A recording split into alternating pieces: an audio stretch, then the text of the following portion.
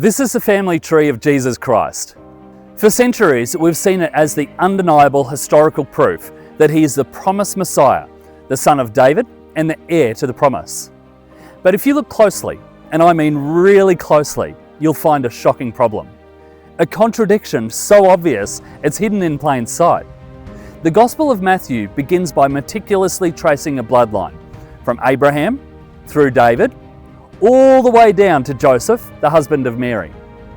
The entire point is to establish a physical, hereditary lineage.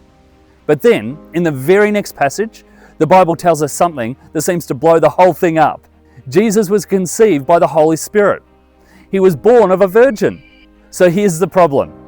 If Jesus is not Joseph's biological son, then this entire family tree, it isn't his. So what's going on here? Was Matthew mistaken?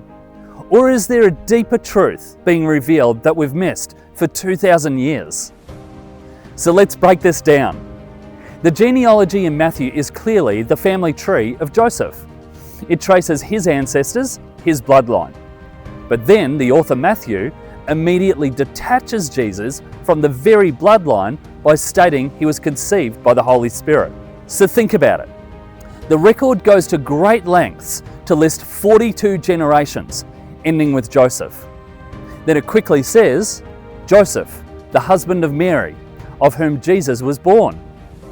It's a clever but forced attempt to connect Jesus to this lineage. But it creates a logical paradox. You can't have it both ways.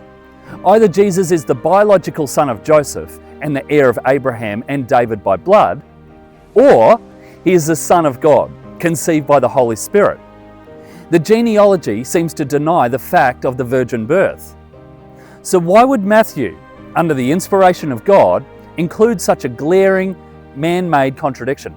So why would Matthew, under the inspiration of God, include such a glaring, man-made contradiction? The answer lies in understanding who God truly is. God is the creator.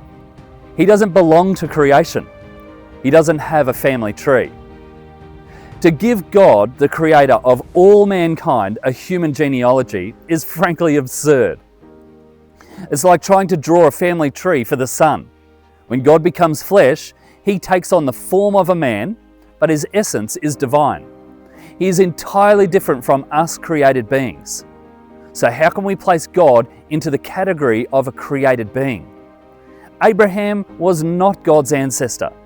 He was a man chosen by God, a faithful servant whom God used for his work. So to say that Abraham was Jesus' ancestor is to diminish the divine identity of Christ. The author of the genealogy, in an attempt to prove Jesus' legitimacy to the Jews according to their traditions, ended up unintentionally blaspheming by classifying God as a man. So if Jesus doesn't need a human family tree to prove who he is, why did he come into a human family at all? Because his purpose wasn't to inherit an earthly lineage, but to create a new spiritual one. He wasn't born to be the son of Joseph. He was born so that we could become the sons and daughters of God. His work was to break the old bloodlines of sin and death that began with Adam, and to establish a new lineage based on faith, truth, and life. God has no genealogy on earth because his plan was to make us part of his family in heaven. The focus on physical family tree completely misses the point of his salvation work. So the shocking problem in Jesus' family tree isn't the mistake in the text, it's a mistake in our human thinking.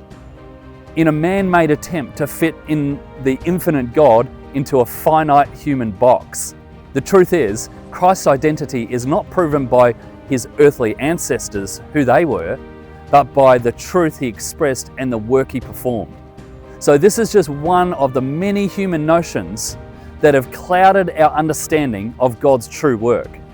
There are many more mysteries hidden in the Bible that the religious world, they can't explain.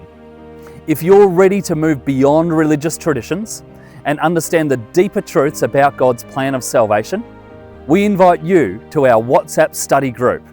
We dive into these difficult questions every week to seek the clear light and the truth together.